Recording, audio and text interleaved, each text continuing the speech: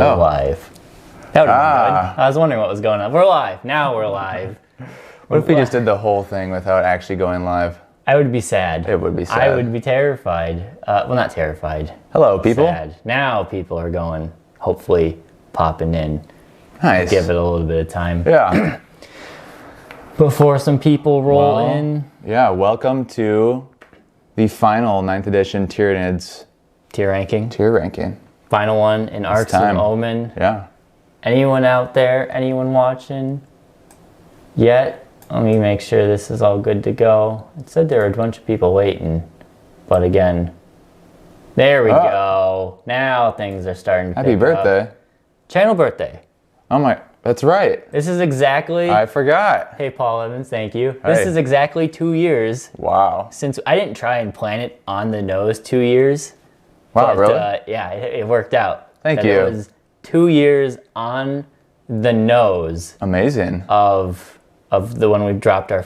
Technically, I think it was our second video if you go back on the true channel history, because I had that one test video with the Sisters of Battlebox, but this was the first video. As far as they know. So... Hello. Yeah, so, well...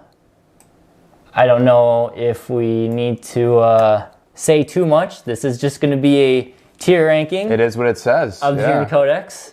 In Arks of Omen. Let us know in the chat if there's anything, volumes poor, something happens. We are hooked up to a Ethernet, so there should be 0 internet issues this time, unlike last time.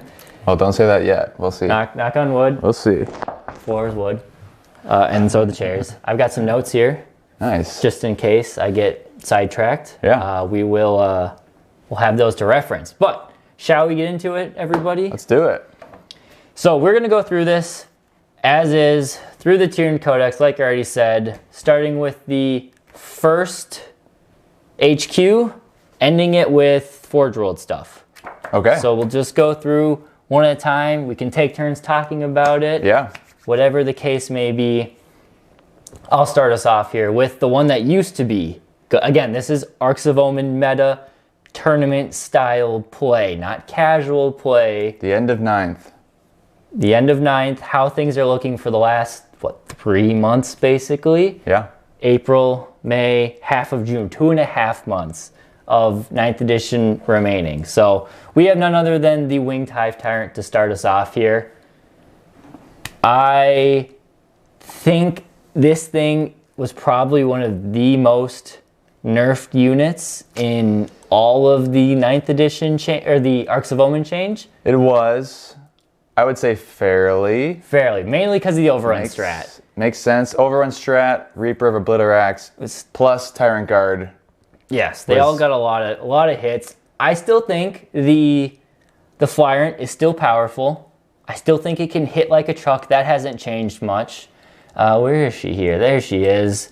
I'm going to put her, though, as just an average unit. Really? Yes. Because of the overrun loss. Because it's not as durable as a Foot Tyrant. Yeah. It's hard to hide, so you have to bring Tyrant Guard to go with it. Yeah. True. And once you send it out there to do its damage, it will kill something. But it will probably die. But then it's stuck there. Yeah. So I think it is a perfectly average unit. It's going to do the damage. It's great at casting, but it just struggles with its durability, having only a 3-up save and toughness 7. I suppose you're right. Without overrun, it really does change. I should also mention, before we get too much further than this, the ranking system. I should have explained it. So best of the best is our S tier. Yeah. I don't want to put more than 6 units up there at most. Sure. Connor checked it or mathed it. There's about 48 units. I think so. 45 to 50 units in here. Yeah. So if 10%, 5 of them are up there. Yeah. I'll take that. A, B, C is average. I mean, they will perform. They're not going to be your tournament staples, but they're going to be okay. D and hot garbage. Hot garbage. Why are you bringing them unless you're just having some meme fun? But even then, you probably want to stay away from these units. Yeah. Also, hello. Thank you, everybody who's in the chat now saying happy birthday and stuff. If someone is watching, time this to see what the delay is, because YouTube, for some reason, isn't telling me this time. And go. I don't know. Just curious as to what our time delay is between chat and that, because YouTube won't tell me. But we're starting off with an average unit of the Flyrant. How far the mighty have fallen, you know? So then, So then we'll move into its non-winged brethren, or biomass, I don't know, whatever you want to call him. It's called the Hive Tyrant, but we call it the Foot Tyrant. The Foot Tyrant in this case, yes. So he's toughness 8. He has a less movement. Slower, yep. He's slower, but he has 2 sets of weapons. Yep. So he can shoot and he can fight in melee. Right, and the main thing that you've been seeing on the channel is, what's it called? The Shard Gullet. The Shard Gullet is so good. Maybe the strongest, 3rd strongest gun in the entire game? Maybe. Maybe it's up there. There's the Votan weapon and the Tau weapon. The Tau railgun. Yeah, the railgun. I would argue the Votan one is a lot less reliable though, because this one is hitting on 2s. Yeah, that's a good point. And it's an assault weapon as well. Yeah. So I would say if you're using Tyrant Guard, which you should. Yeah. I would guess you're gonna put it in A tier. I am very tempted to. You can put a lot of good warlord traits on it too. Like, it's so good. I mean, just so good right now. You could argue it's best of the best because everyone's bringing it. We might adjust these as things go on. Sure. It's either the bottom of S tier or the top of A tier. But yeah, the Foot Tyrant is just so good. You don't even need Tyrant Guard with it because it is so small compared to a Flyer. You can hide it behind buildings. Now, you have to be careful you don't get caught out in the open and get popped. True. But I think the Foot Tyrant is a very sensible unit to have up at the top here. Way top better. Of A tier at least, for now. Yeah, and if you can give this thing 5-up Field of Pain, whether it's Catalyst or its Warlord trait, I mean, you've got one of the most durable HQs in the game. Toughness 8. Outside of 2-up save, 4-up invuln. Yeah. So it's good. Yeah. Speaking of that, we'll have their Overlord, Swarmy. Where is Swarmy? Don't tell me I forgot my baby. Oh, there he is. I forget. I'm going to put Swarmy right above the Foot Tyrant. Wow. Okay. And that's only because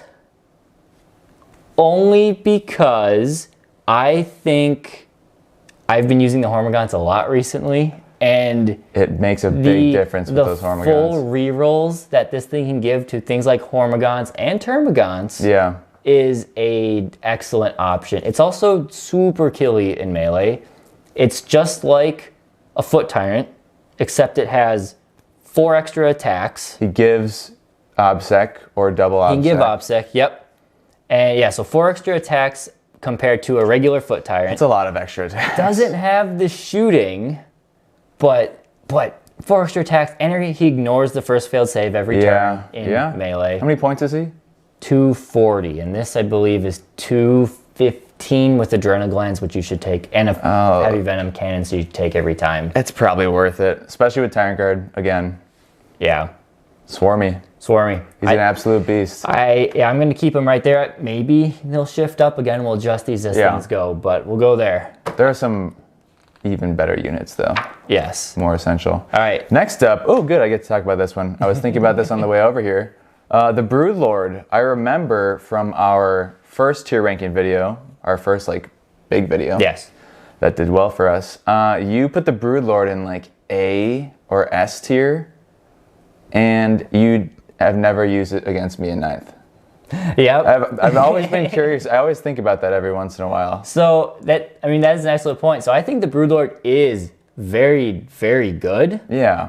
It just is overshadowed by every other unessential choice. Yeah, it's just, okay, you've got an extra cast. You have a cast and an eye, but why not just pay the extra points for a Hive Tyrant? Or if you want a Psychic Beast, why not just pay less points and get a Neurothrope? Or maybe in boarding action you use. Oh, in boarding action it's a totally different game. Yeah. Broodlords are very good there, but it is tough because they are good. Yeah. There's nothing about them that is really bad. They just are overshadowed. That makes sense. I would put them in a solid.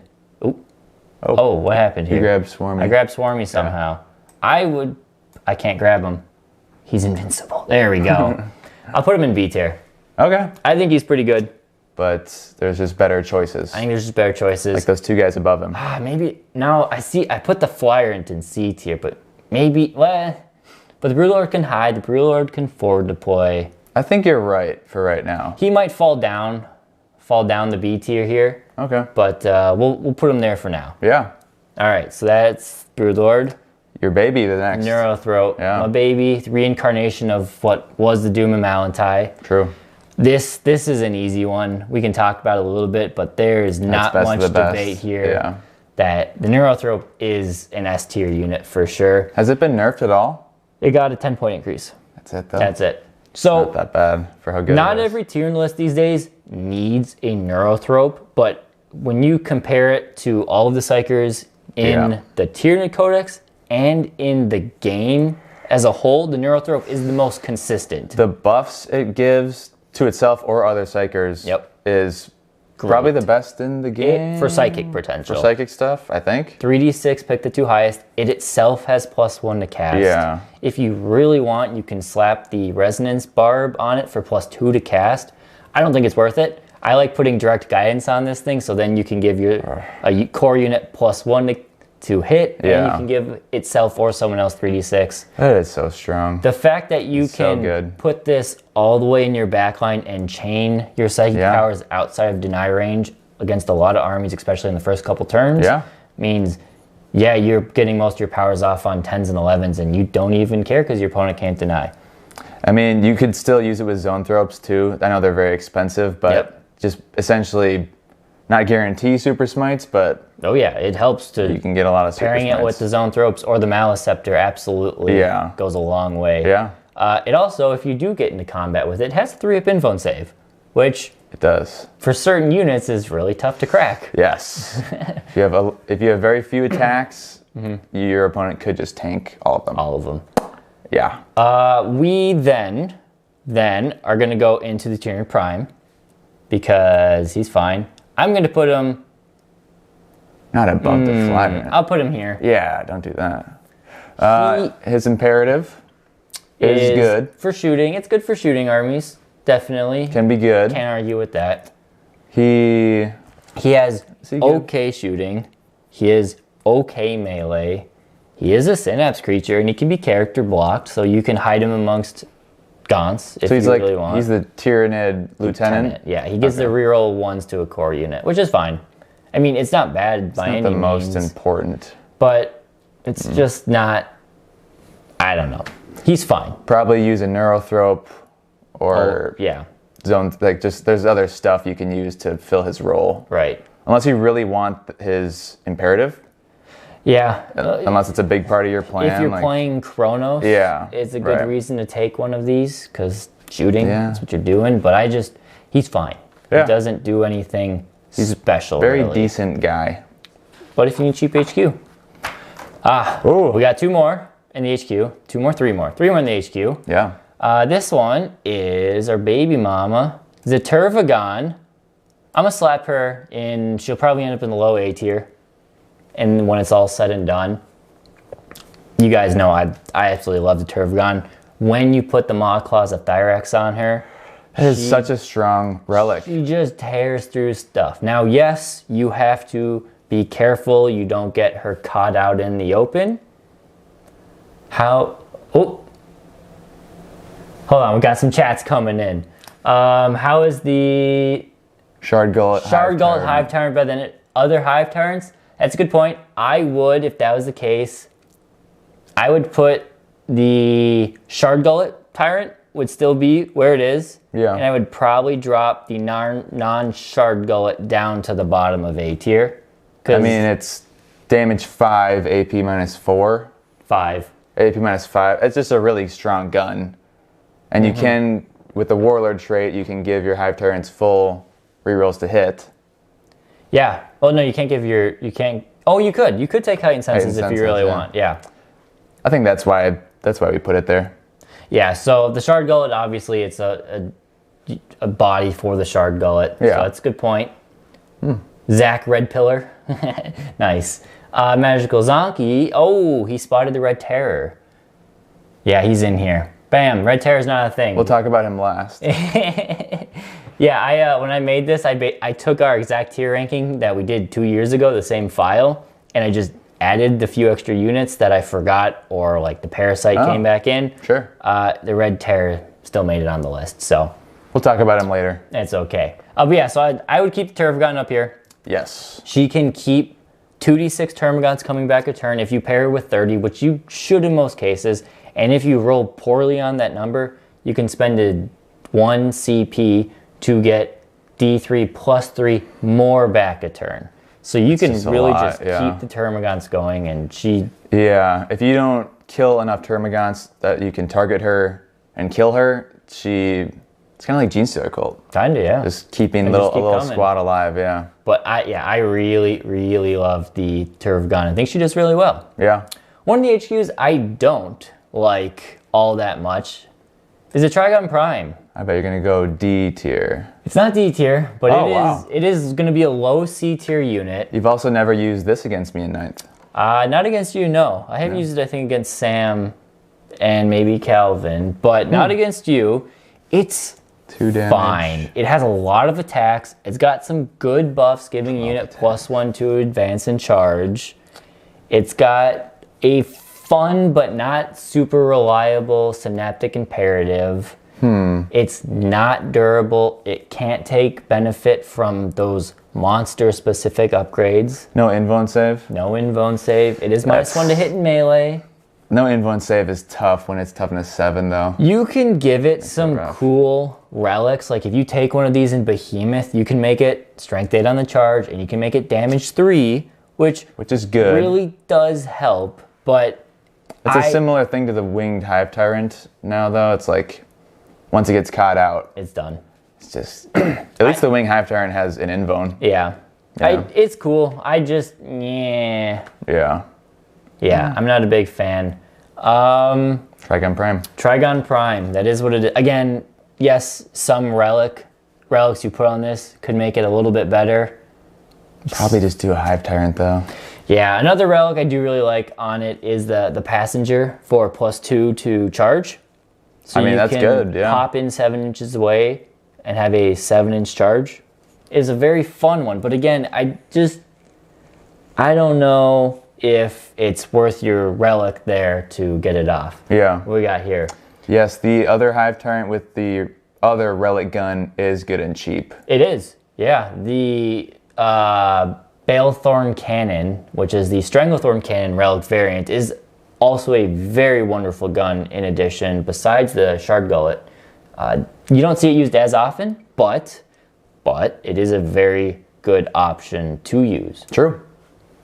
Oops. So... what's next? Old One-Eye. Old One-Eye. So this boy is kind of expensive for what he does. Yeah, unfortunately, he took a point increase in the last update, which was... he is good, though. He is a beat stick. He can be shielded, He can be shielded by anything, really. Yeah. He boosts Carnifexes, and again, he will tear down most things in melee. Give him the chance. True. I do really like him. I have had nothing but success with him. He's always been scary. When I've used him, he just, he only helps out in the fight phase. So that's where he kind of falls off for me. But I am still going to put him as a very high B tier unit. Some people would argue he's higher. He's expensive. He's durable. I mean, he's got 2-up armor save. His Warlord trait is 5 Feel the Pain, and he's got reduced damage by 1. And he can be shielded. He can be shielded, so when he gets to melee, he can be durable. True. And he can hit hard, and you can have him fight on death and do a ton of damage there. Yeah. But I think he's just a little bit overshadowed in some aspects, but I still love him a lot. He's near and dear to our hearts. Yes. Tyranid Warriors. Oh, we're in the troops. Troop choices. Troop choices. We're out of HQs. Tyranid Warriors have been a complete staple for all of 9th edition, mostly in Leviathan. Until now. Until now, because they were so overpowered with their transhuman. Yep. Transbugian. But I think they still are pretty good. I think their imperative is great. The imperative is great, and that's the main reason why you would bring any of them is their imperative, and being a cheaper synapse unit is great. They're a unit to do actions. The problem is you have to kind of look at them as we used to look at warriors, as they're a support unit. They're not your hammer walking down, because if you want to make these things good in melee and or shooting, you gotta pay a lot for these things. And they do go down now. Toughness 5 is great. 3 wounds is okay.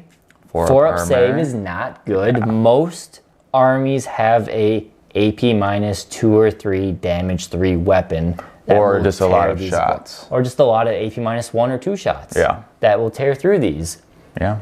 So, yeah, I like warriors. They're a great little support piece, but B tier. I would put them in a B tier. Yeah. They're still good. Yeah.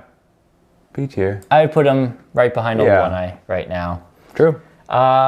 Wes Falcon, is there any reason to use Old One Eye over Swarmlord? That's a good question. A Carnifex heavy list? A Carnifex heavy list, but again, I see the point is why not just use Swarmlord, and that mainly would be the Old One Eye can be screened by the Carnifexes, where Old One Eye, or where Swarmlord, you would need Tyrant Guard. Yeah. So the point differential adding Tyrant Guard on top of it is almost like just paying for an additional Carnifex. Not quite, but you're pretty close to it. So if you want to bring Swarmlord and Tyrant Guard, you could also just bring Old One Eye and another Carnifex. So, yeah, I guess. Old One Eye, really, in today's meta, how everything goes, most lists, I would say bring Swarmlord. Though, if you are someone who is bringing a Carnifex heavy list, I think Old One Eye is an excellent option to do there. Especially for a melee list. Yes, but I do see the argument as to why not just bring Swarmlord instead, but those are my reasons. True. Okay, so where are we now? Termagants? Termagants. The Gants, the model, the new, well, this is the old model. They look much better now. We'll have a new one. I love Termagants. Wow. I'm gonna put them with the Tervigon. Wow. Okay. They're great because I think the main way to play Termagants, there's 2 ways you can do them. Main way is the big block of 30, and the big block of 30 with the Tervigon is just annoying for people to deal with. Whether you put that in Leviathan and they can add to that level of durability, or you put them in Chronos and now their shooting is actually terrifying because they can get AP minus 2 on their shots. You could give them +1 to hit if you have a Tyrant or Swarmlord. Give them how strong their rerolls, guns are, and they just keep coming back. Yeah. You can also use them as a cheap 10-man unit to screen out your back line, go after your objectives, your banners type stuff, but there are better units for that. So the big block at 30, love them in the A tier. With the Tervigon specifically. With the yes. We got Myth. Thank you for the happy birthday. Happy birthday. Thank you. 2 years. I wanted to get us little party hats to wear during this. I couldn't find them. Party cities were closed in our area. Oh. So unfortunate. Well. But I wanted to get little party hats. Yeah, little, what are those things called? I don't know. What are they those called? Little rollout pop things like a chameleon tongue? Yeah. I don't know what they are. Whatever they're called. Can't wait for the new models to come out and a meta reset. Yes, that will be fun. Thank you. Also, channel's great. Love to hear it. I am also looking forward to a meta. While I'm pretty happy with the way things are settled right now in 9th edition, too. You could argue Genestealer Cult could use a little bit of a haircut, and so could the Deathwing could use a little bit of a haircut, as well as a lot of... Otherwise, it's kind of good. And some armies could use a prop up. It'll be interesting to see how GW puts out these indexes. And if they've probably been working on these indexes for multiple 5-6 months at least. I mean the tuning of the models. They've been working on 10th edition for a while. You're right. It's probably been a year. Yeah. But the fine tuning of these models and their stats that we're supposed to be all getting for free day one, they are going to be hopefully pretty well balanced. Hopefully. It seems simplified down enough where it is possible that they will be kind of balanced. We'll see. We'll see. Up next, though, we do have Craig's... Called Party Horns. Oh, Party Blowers. Party Horns, Party Blowers. Yeah, I should have had some of those. Although it'd probably be ear deafening in the mics for you guys. But You can move the mics away. Yeah. Yeah. All right. So yeah, next on, keep this train going. I'll let you do this. Hormigons. My new favorite unit. Your new boys, yeah. I love these guys so much, especially in Gorgon. You guys saw my video on them. They all high fleets can really do a great job, except for Kronos. They don't do anything in Kronos. True. Most high fleets can do a great job boosting Hormigons up and above. Gorgon ones are on a whole nother level. Where are my boys? The poison is... There they are. It's just a single scary. one. I'm putting them up in S tier. Wow. Right now. They can be so points efficient for what you get out of them, and they have multiple uses. You can bring a 10-man squad that are super fast and great at stealing objectives, because you can pay 1 CP for them to go 16 inches and still charge. So, so scary. As a 10-man bare bones minimum objective stealing unit, for 180 108. How many points are they? No, sorry, 90 points. I was gonna say that seems like a lot for 10 little guys. For a 10-man, like 90 points for them. Perfect. Every army could easily benefit from having 2 minimum squads for that purpose there. True. Now you could play in bigger squads, like I like the 15-man blocks. Then they start actually being your damage dealers, and they're very good at that too. Yes, they are. AP -1, especially in Gorgon with the poison. Poison is just terrifying. And you can, they're core, so you can take benefit of all of the buffs. They still benefit from overrun, so you can run in, hit something pretty hard, and then overrun behind line of sight or in area terrain to get benefits from cover, things like that. Yeah, Hormigons, love the Hormigons, and I think with the nerfs to all of our other big melee threats, Hormigons are starting to shine a little bit. Yeah. We got Behemoth. Return says Party Blowers. Yes, and Behemoth are probably the second best high fleet for them. For Hormigons, yes, absolutely. Behemoth is definitely the second best high fleet. The fight on death is very scary, especially so much on a big squad like that. Yeah, in a world where world leaders are starting to be a big pain in everyone's butt. True. Having fight on death to counter their fight on death is a very good tool to have in your back pocket. Getting them to strength 4, I don't think you need it, but you can give them adrenal glands to put them up to strength 5. There's certain armies where that would be very good against, but the strength 4 typically is enough. But yes, the fight on death, the +1 to wound is great. I played a tournament a few weeks ago with it, and the Behemoth Hormigons did me wonders for a few games. And yes, Taylor, they did go crazy in the World Eaters battle report. Yes, they did. I watched it as well.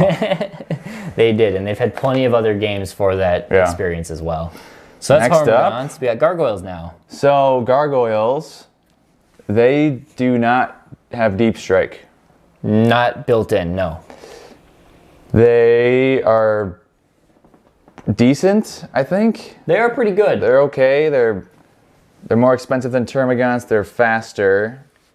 Good for certain secondary objectives. Yes, they do benefit from Encircle the Prey, so you can pull them up mid-game and then drop them down the next turn. True. Great for doing things like banners or R&D or behind me lines on your last turn. Yeah. They're great. They are also, just like a basic 10-man unit of Hormigons, they're great for just zipping in there, stealing an objective, and then that's it for their life. That's it.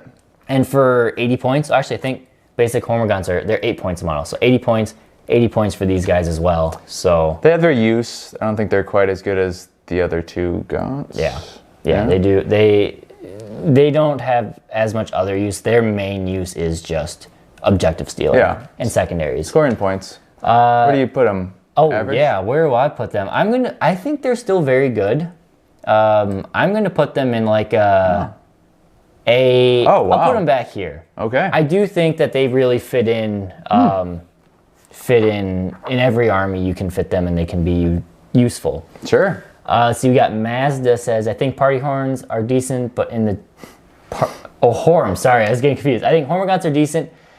Yes, you are very right there. The Thunderhammer Storm Shield Terminators is the big counter to the Hormigons. Yeah. It is, because they get 2-up save still. You have to use the Mortal Wound strat to basically... But against, like, every other army, they're Yes. Now, Dark good. Angels are one of the Dark Angel 2 blocks of 10-man Terminators is one of the more tough things to crack. In that case, I have played against not probably the most meta list. I played against I think it was 60 Thunderhammer Stormshield Terminators with my Behemoth one. It's crazy. You got to have other things in your threat to deal with those. And in my case, I had Screamer Killers, which did great work against those. For Hormagaunts, I played them pretty reserved and just used them as objective stealers in that case. Nice that you can do that. Like, you have the choice. And you can put the strat on them for Mortal Wounds, so you can at least fish out, 6 Mortal Wounds. Yeah. And sheer volume attack, yes, they're not going to rip through everybody, especially on Thunderhammer Storm Shields. They'll do some damage, but yes, they will struggle. And while I'm planning for this GT, I am not looking forward to that matchup. Hopefully my other units can help, like Hive Tyrants and stuff. Yeah, I don't think anyone's looking forward to that matchup. No. Random Film Talk. Hey guys, congrats on the 2 years. Thank you. Thank you. Can't stay and watch, but wanted to let you know I found your vids super useful to learning Tyranids. So thanks. Awesome. Thank you, Random Film Talk. Hopefully you got to see us respond to that. But yeah, really appreciate you popping there and saying hi. Viper ZZ334 says, I have 36 Hormagaunts. That is enough. I have 36. Is that enough? I don't think so. No. I mean, it depends on how you are playing. How are you going about 40K? Are you going to be a collector like I am for my Tyranids, where I have enough to pretty much try most kinds of lists out there? True. I have like 10,000 points. I mean, you could have 2 15-man squads with that, which is But 36 is for 2 15-mans, which in a lot of lists is enough. Yeah, I suppose. Yeah, it could At the same time, you might want to wait until we see the new Hormagaunt model that's probably coming out. True. If you're okay with having them split. True. Tough decision, but 36 as a basic starting point is pretty good. That's decent. I would, if you want to bump it up, I would bump it up to 45. Yeah. And then call it good. I have close to 90, 75. That's a lot. 90, but again, I play, so if I want to bring out 90 Hormagaunts, I can bring out 90 Hormagaunts. Yeah. And that is 11 or 12 years in the making now. So true. Big difference here. So where are we now? Toxic Rain. On to the elites. Yeah. We got Mr. Squiggles. Well, I'll put him where he belongs, and then I'll talk about him. I want to put him in D tier, but I'm going to put him in bottom of C tier. Okay. The main issue with him is that his freaking tentacles, if you were to put him on a base that covers his tentacles, it would be 3 of his bases in like a triangle form. That's a good point. And when you play 40K by the true rules, that tentacle sticks out behind a wall, he's shot. Yeah, it's a cool looking model. He's very cool. That's for sure. He's got some great rules. We can talk about those very quickly. So he can do mortal wounds.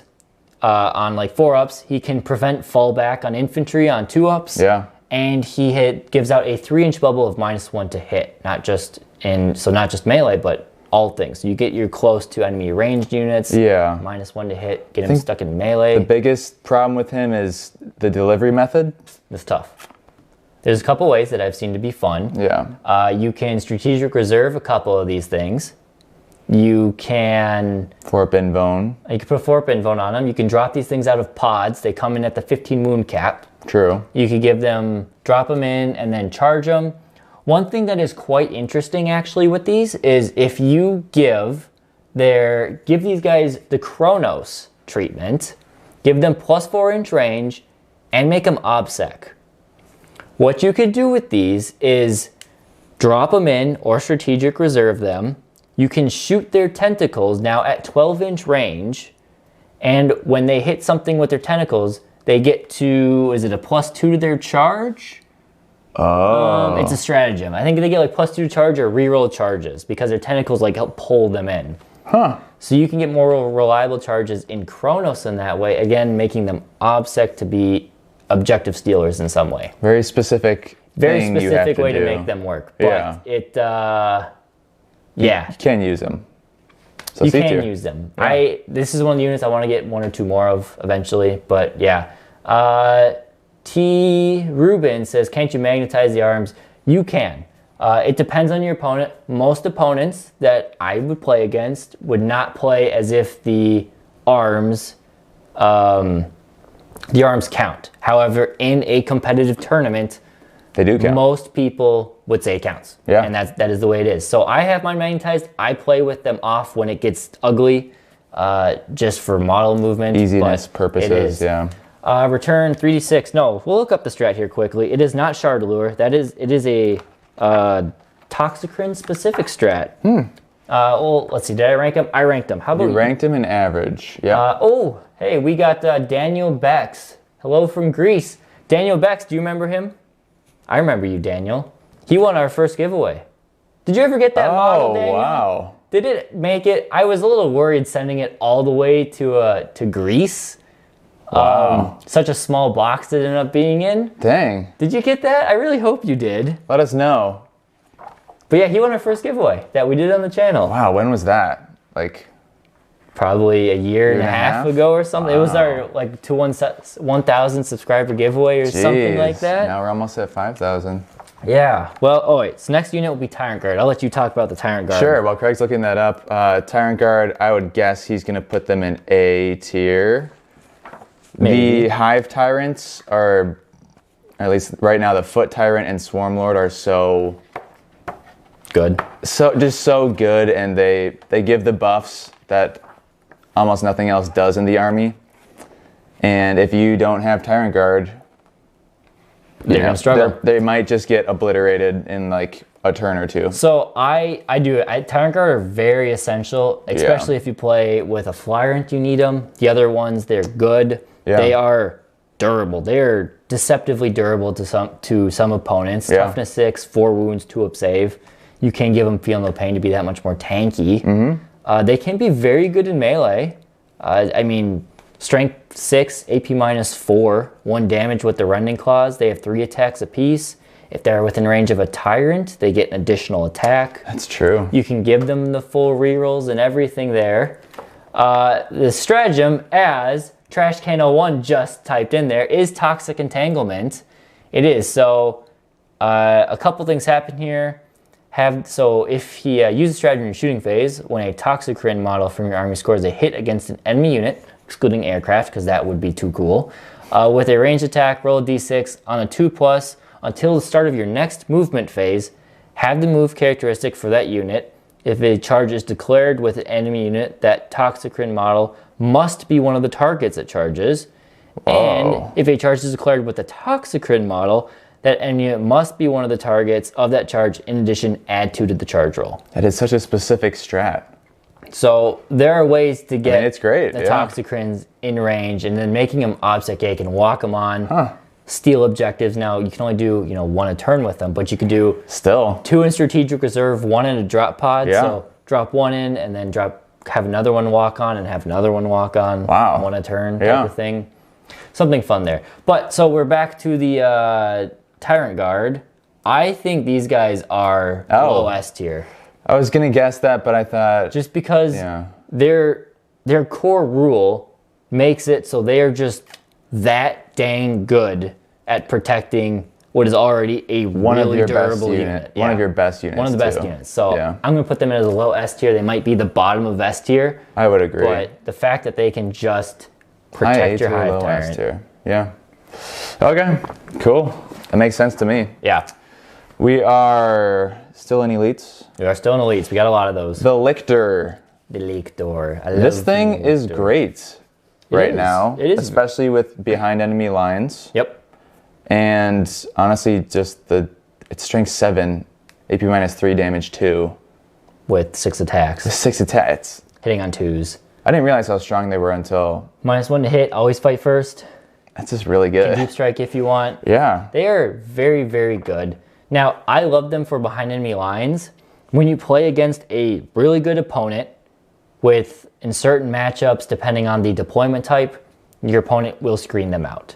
It's just, you're going to struggle for behind enemy lines, not against every game, but against the best opponents in the right or wrong deployment zones, depending on how you look at it, they'll screen them out. If that's your case, start them on the board. they move 10 inches. Have them be your Wow. action monkeys for doing things like inches. banners and stuff. Yeah. And then have them fight in melee. Go after your opponent's chaff. I mean, this thing can tear through a 5-man unit of Space Marines pretty well. It's scary. You don't really assume that they're as strong as they are either. Right, I know. They're a lot more... It's unassuming, yeah. A lot more powerful than you would have thought. But yeah, so the Lictor, I like them. Yes, they're not the most amazing unit in the world, whatever, but they fill their little niche. They have a lot of utility. So I'm going to grab him, and I'm going to put him in like a B... Cause I want to say A tier, but think about secondaries. I think A tier. For secondaries, I would put them up here, but I might, because they're 70 points. They're expensive, and your opponent can kind of outplay them in the right ways. If you don't get their charge off. Yeah. Yeah. I still think they're very good, so I'll put them there in B tier. Craig. Yes. I have to pee. Okay. You talk about Death Leaper. I'll be right back. Off. I'm gonna go run upstairs. Still turn your mic off. I will. All right. So while Connor's gone, we will continue on with the Death Leaper, unless anyone have any questions in chat while Connor leaves us for a short amount of time. Put your questions in the chat. Otherwise, we have the Death Leaper we'll talk about. What we got? We got 78 people watching. That's awesome. Thank you guys for watching. Great. Yes. And if you haven't already, like this video, because the more people that like this video, the more it gets pushed out to more people who want to watch our live stream. And I'm just noticing that we are 40 minutes into this live stream, and we are at we're making good time. I hope he turned his mic off. I hope he turned his mic off. So it sounds like there must be a good 30-second delay or so. I wish I could make that shorter, but YouTube's finicky. I am not a tech wizard, but yeah. Oh gosh, this is quite the name. Cryptococcus. Neoformans. Completely new player. What do you do? Well, completely new player. Crypto Neo, I'll call you that for now.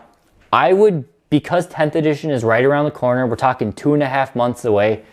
If you're going to buy models, do not buy a codex. Do not buy a codex. I would buy the models you love the look of. That's what I would do right now in this situation. I would buy the models you love, and not the ones that are competitive, not the ones that people are saying, oh, these are the must-play ones. Just buy what you love. We're talking about what to do right now if you're completely new. Buy the models you love, paint those ones, practice painting, get your paint scheme down. We really don't know. 10th edition is going to be potentially so different. Yeah. Hopefully not a huge reset, but hopefully different, that I would not focus on trying to build a competitive list right now if you're brand new. Just focus on building and buying the models you love the look of. We really have no idea. I mean, we've seen the Termagant. That's it. Sheet. And we've seen all the other things. Yeah. So next one, Andy DeVoe. Is it confirmed Termagant is going to be on 28 millimeter? I don't know for sure. Looking at the size comparison pictures, I would bet a substantial amount of money that they are going to be on 28, or I think it might be 28.5 millimeter. I don't remember what the technical, maybe it's 28 millimeter. What are they on right now? 25. Oh. The reason I think that's the case is because Eldar Guardians moved up to 28 millimeters. The only new model that stayed on 25s are like cultists. Oh. So that is what I would do there. Hey. Yeah, thank you. Zach Red Pillar, Dirge Heart plus Death Leaper. Is it viable objective stealer? Dirge Heart. The Death Leaper. The Dirge Heart of Charybdis is a fun little. I thought it was a relic. Is it a warlord trait? I've never even heard of that. So Death Leaper cannot take. Thank you again for the $2. Thank you. Zach Red Pillar. Banshees too. Banshees 2, Small they don't bases. have 28 millimeters.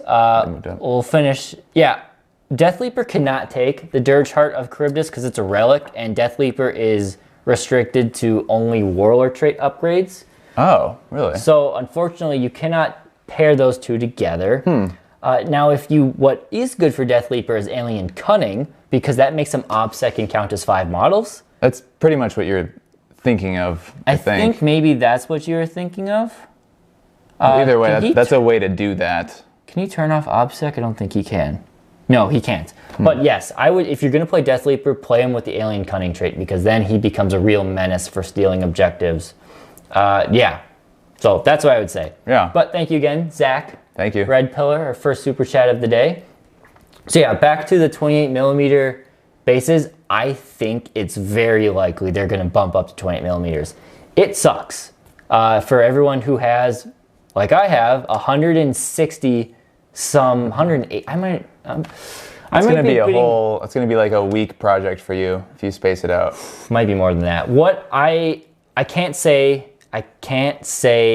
too much right now, but we're working with a company who is going to have an easy way for us to upgrade our bases from 25s to 28s with very little hassle. So we're moving up in the world, you guys. I can't say too much, but it might work out to be an awesome opportunity for Tyranid players to not have to go through the hassle. I wish I could say more, but I don't have all the details yet. So that is that. Hey, Paul Evans gifted 1 membership. That's awesome. I don't know who got it. Oh, Mike Hamlin was gifted the membership. Mike was quick. He's quick on the draw. I think it's random. Oh, it is? It is random. So Actually, Mike won the lottery right there. Oh, cool. Congratulations, Mike. And thank you, Paul Evans, for the gifted membership. We had a few more questions, then we'll dive back into the tier ranking. Oh, no question. From DTM, just best of luck. Hope you get the 5K milestone. We are like 27 subscribers away from 5,000.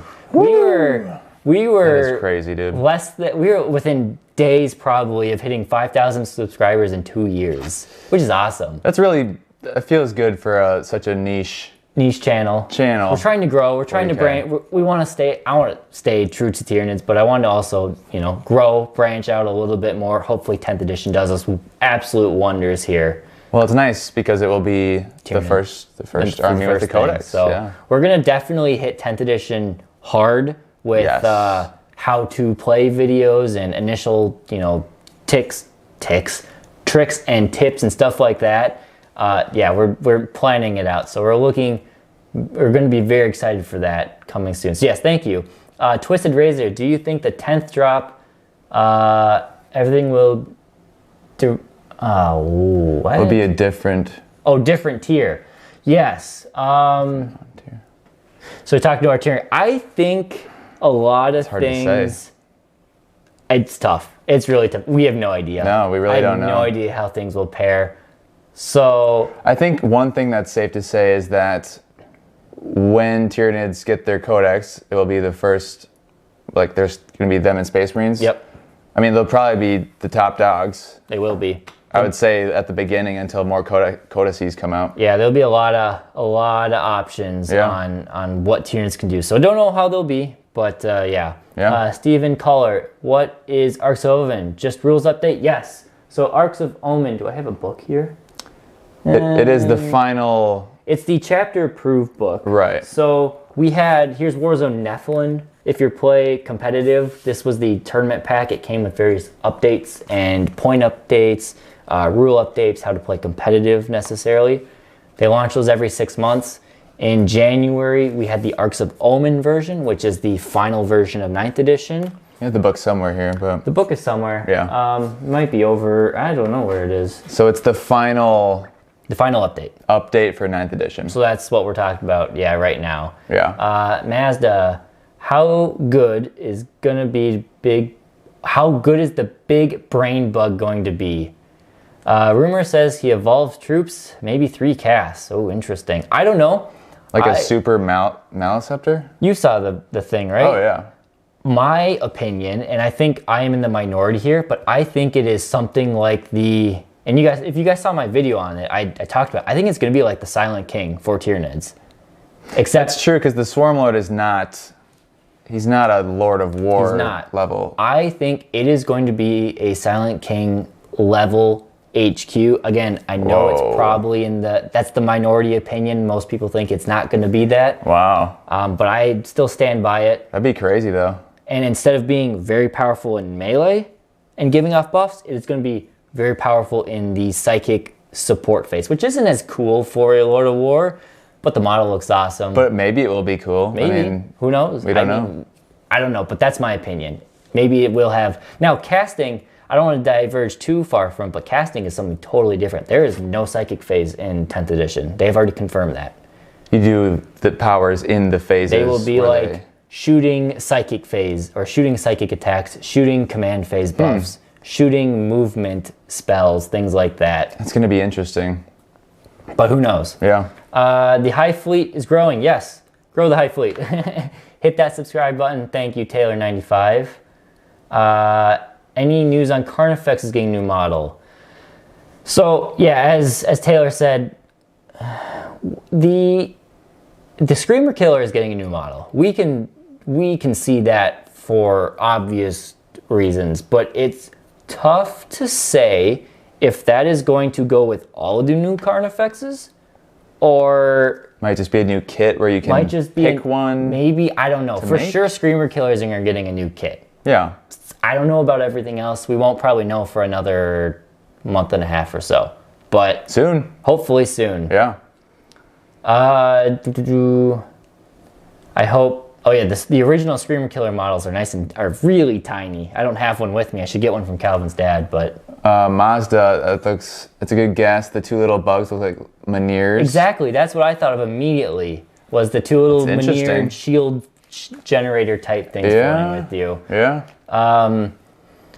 Ragnazer, yeah, it looks like a big HQ. Can I send a list for review if I donate? Use Super Chat. Now,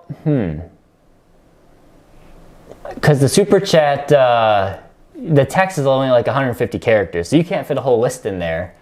You could do like abbreviated names of stuff. You do abbreviated names, or if you can find our email, I have it on the channel. Or there you go, Taylor95. If you become a member, you can join the Discord and we can talk about it there. We definitely push that there. True. Become a member, we can talk about that list. We talk about lists like every day in there. So yeah, that's an option.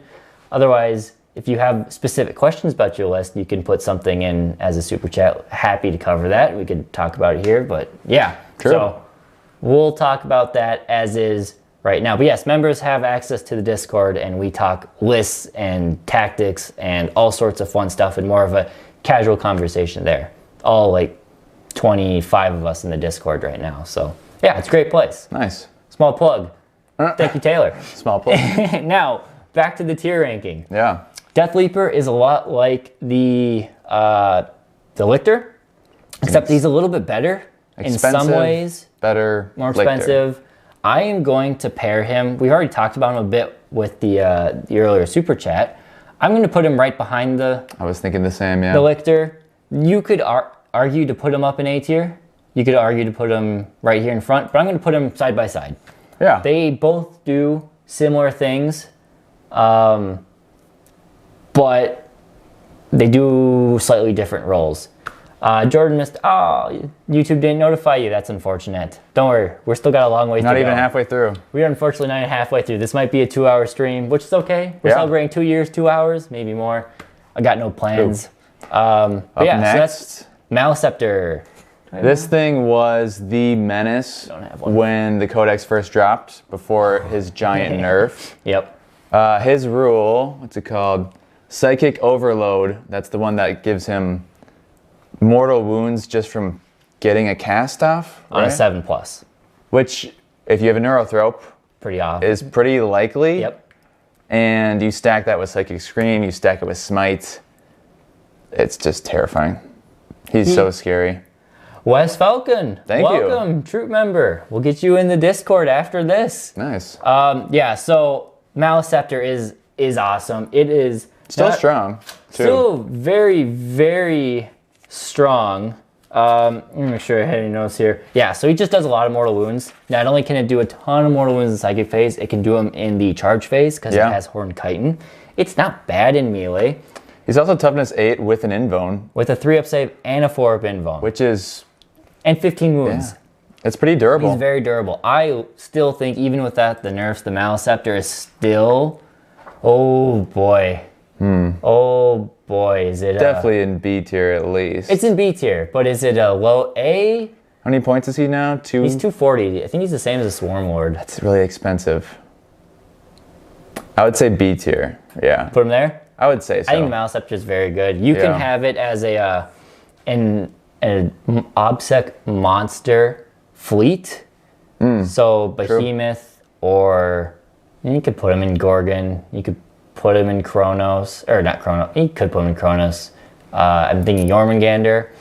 Him being OBSEC and counters 5 models, you can just sit him on an objective. Yeah, he's a great camper. And he'll dish out more, because he can do a lot of mortal wounds through walls. So he just dishes out mortal wounds at anything that comes near to him. Yeah. And if something charges him and they don't kill it, well, he's just gonna do more mortal wounds again. True. So I'll stick him there. Yeah. What else we got? Surprised to see the Hive Tyrant only A tier.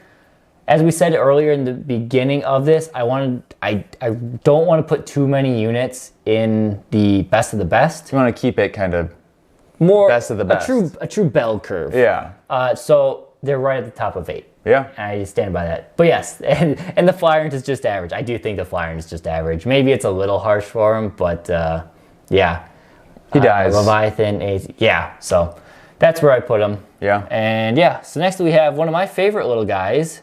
These guys are 40 points. It's a Pyrovore. Yep. And they are relatively durable. 3-up save, toughness 5, and their flamer is just great. They are... I don't like bringing... you could argue in Kronos you can bring a lot of these, but bringing just one in an army, sticking them... hey, it's Calvin. Hey, Calvin. Hey, Calvin. Sticking a Pyrovore, either outflanking him, or I guess strategic reserving him.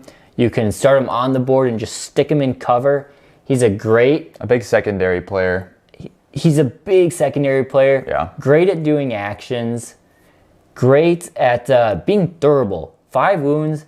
If you stick him in cover, a 2-up save. Yeah. For 40 points. For a single model, that's 40 points. People don't want to dedicate shooting to him, but they have to. I played a game with my one Pyrovore against an Imperial Knight player, and he kept firing his Carapace mounted missile launcher, which is only strength 5, AP -1. Stuck the thing in cover, and it just won't kill him. Just won't kill him. He had to dedicate one of his big, heavy weapons to kill it. Which can be a big deal if you don't get the kill. Yeah. Yeah.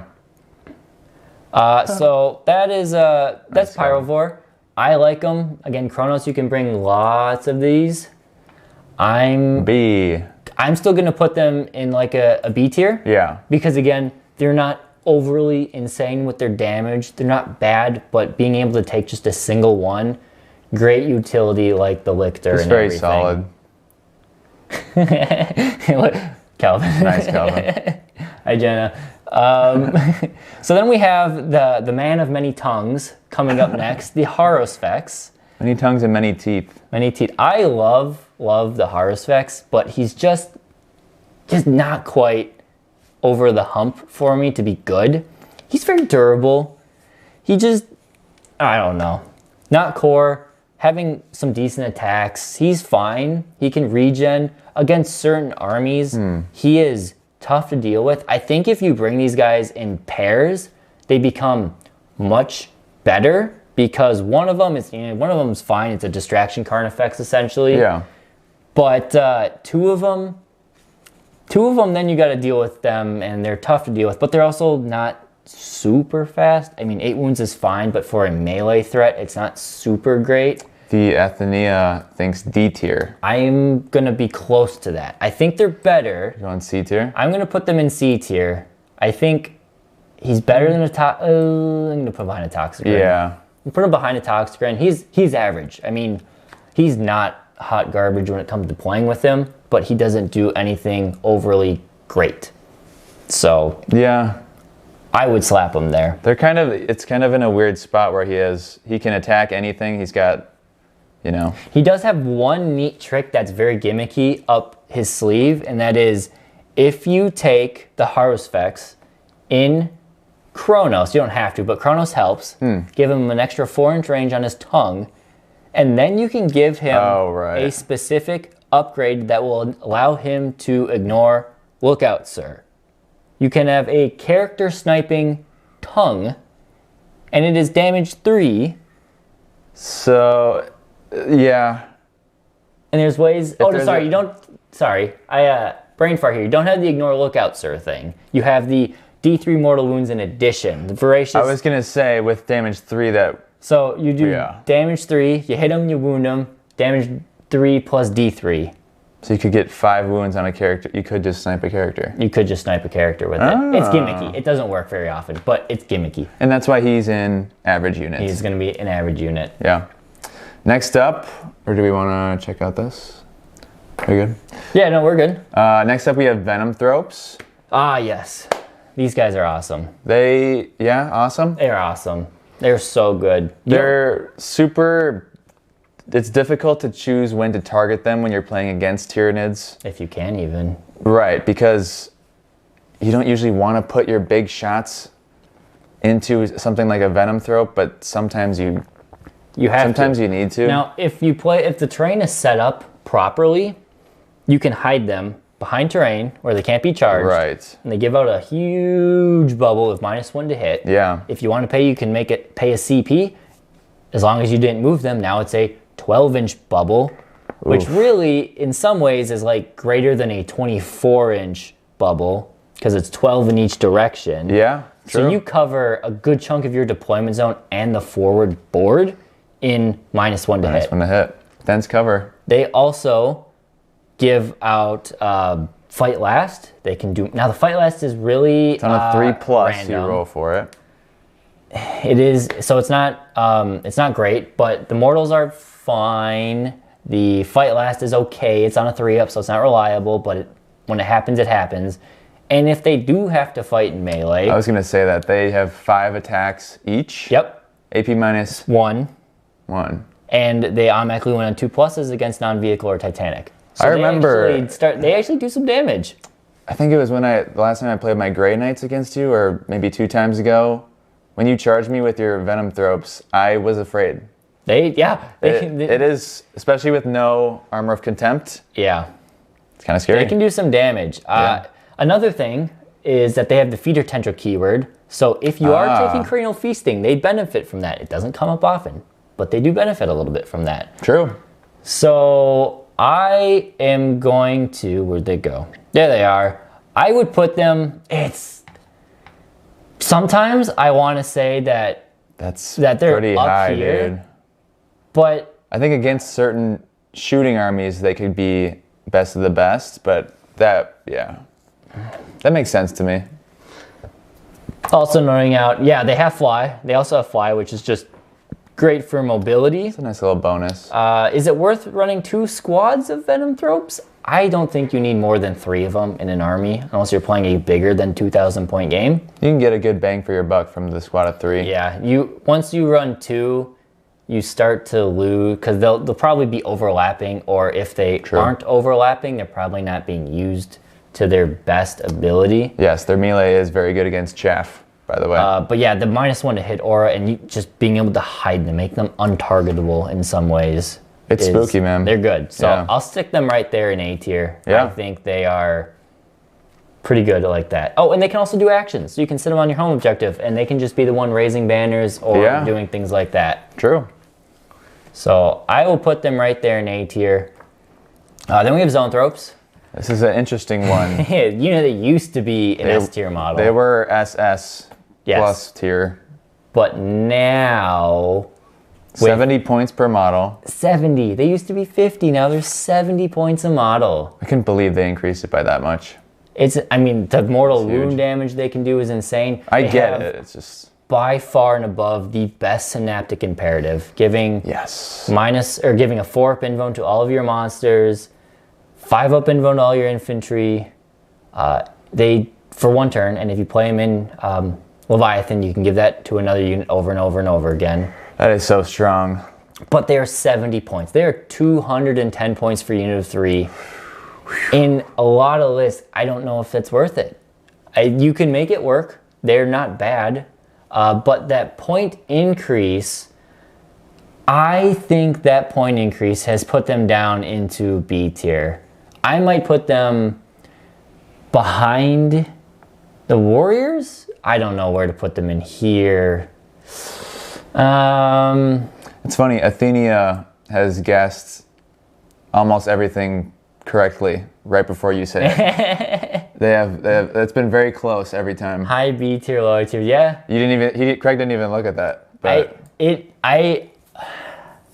it's tough to say where they go in here. I might put them right behind a... They still have a use, just mostly because of the imperative, even if you have to keep them back most of the game. Yeah. It's somewhere in B tier. Yeah. B tier is going to be a full tier, I'm pretty sure. Well, it's how it should be. Yep. Next up, we have Gene Stealers. I think they're good. I think they're good. I think Gene Stealers are very good. Last time you used them against me with the forward deploy, you stole my home objective. Yeah. And that was very frustrating. Gave them OBSEC full rerolls to hit from Swarmy. The forward deploy, That's pretty good, I think. I want them to be like I want Gene Stealers to be S tier. They're so iconic.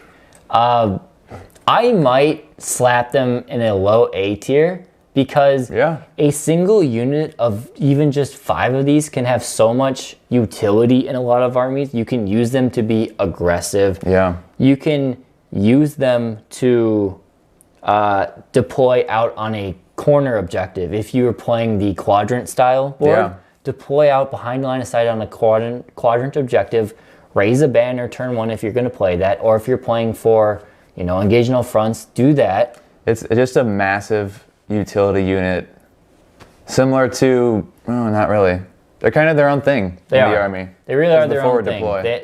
They're our only option for forward deploying, scout, all of that. So while they're not used as often, I think in things like Behemoth, again, any high fleet, but Behemoth for melee purposes, they are still good. Yeah. So A tier is where I'm going to put them. Ooh. What do we have next? We have my babies. My units that I used over and over and over again. My poor Ravners. I would say when the Codex came out, best unit in the Codex. Ooh, they're S tier for sure. But you got Zoanthropes and Neurothrop up there. And you had the Flyer. I mean, that's true. That essentially was my Kraken list, was all those S tier units. I mean, those things, when they were cheap in Kraken, with using the Psychic Power Onslaught to advance and charge, they're so good. It's just devastating. And then with to play Armor against. of Contempt, they basically ignored Armor of Contempt because you play them in Kraken. So they're AP 4, AP 5, back down to 4 with Armor of Contempt. They cut through everything. It was so nuts. You're right, Paul Evans. Well, I don't know if he's talking about Gene Stealers or Raveners, but Gene Stealers can take a hit. If you get them stuck in melee, they can take a hit. Yeah. Raveners can also take a hit because they have -1 to hit.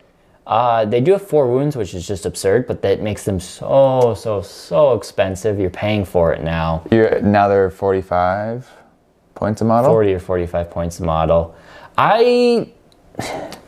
See, they're such a weird... I'm going to leave them there for now. Wow. I might put them up behind here. But I would say back of C tier. The problem is just how expensive and they are fragile. They are fragile. If you want to take a 5-man unit that does the work, the reason mine were so good is because I had 2 5-man units. But now, I mean, you can't really afford to take 2 5-man units. D tier is where I mean, low C tier, you can see it is the points. They're so expensive for how durable they are, but aren't at the same time. Yeah. GW really, what they should have done to these guys is make them 3 wounds a pop and then cut down on the points they are. You said that from the beginning, right when they came out. I love the Raveners so much, but I cannot see myself taking these in a competitive sense. That's fair, dude. But see, even if you want to take 3 of them for engaging all fronts, that's 135 points. There's just way cheaper stuff you can do. There's so many better options now. Yeah. All right, so we have our newest Tyranid revived model. The Parasite of Mortrex. This thing with, what is the OBSEC warlord trait? So, yeah, Alien Cunning. Alien Cunning. OBSEC count as 5 models. Very strong. It can turn off OBSEC. He moves 16 inches. It's Synapse, so it's a very good utility Synapse plug. Basically, I like to treat it as, where do I have a hole in my synaptic links? Just fly it there as long as it's character protected or behind line of sights. I love the Parasite a lot. I have not been using the Alien Cunning trait much at all on the Parasite, because I find the way I use the Parasite, it's more of a going to be utility, sit in my back line, and then on the last turns, I like to run up, steal an objective, turn OBSEC off of something. It's good in melee. And great against, weaker stuff in melee. And it can spawn a unit of Ripper Swarms, which is excellent for behind enemy lines. It's a very easy turn 5, score 4 points for behind enemy lines type of unit. Finish the game off. Yeah. So I like Parasite. It also is pretty durable. Not durable, sorry. Depending what you throw it against, -1 to hit, no rerolls against it is good. Only 4-up save, but it's not meant to be a frontline fighter though. We have a lot of things filling up B tier here. I might probably A. Maybe slap it at a low A tier. Yeah. Just because it's so fast in its Synapse and it can be character protected. Yeah. I would put it at a lower A tier. There's a lot of really strong utility units in this codex. Makes them so good. I knew that was the case, but going through it right now is, you can see it. It is, yeah. The Moloch. So, is the Parasite fast attack? It is. Oh, fun. Yep. Fast attack character. So the Moloch is very, very good if you take it as a OBSEC beast. You don't even need to take it as an OBSEC beast these days, but it makes it that much more threatening. It's great for secondaries again. Because this thing can come in anywhere it wants as long as it is not within engagement range. Now, it can't charge, but you don't really need this thing in melee turn 1. You just force your opponent to think about it. To use resources on it. The 2 ways that I like to use it is 1, deep strike it onto an objective in the corners. Yeah. The opponent doesn't have a lot of units to attack. And basically just be like, this is my objective. Come get it if you want. Yeah. Or I like to throw it in my opponent's backfield, way in the corner. Easy. Behind enemy lines. Behind enemy lines points, because it'll just keep scoring it. It's easy to take out, but your opponent has to dedicate shooting to it, and it has a lot of wounds, and for behind enemy lines purposes, as long as it's got 1 wound, it's still doing it. A lot of people, at least in our area, when we play with terrain, it's player place terrain, and they leave their forest to last, and they put it in the back of their corner.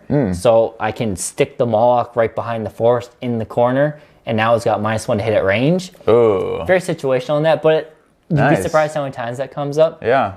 And if the opponent forgets, you got to make sure you tell your opponent, this thing can come in an inch away from you. It can't charge, but outside of engagement range. It's a very special unit. The mortal wounds are whatever that it can do, because it's not reliable. But yeah, it's a very easy unit. Is that the Moloch? That's Moloch. I'm going to slap it right here at the back of A tiers. I would agree with you, and yeah, Paul Evans, it's 125 points. Yeah.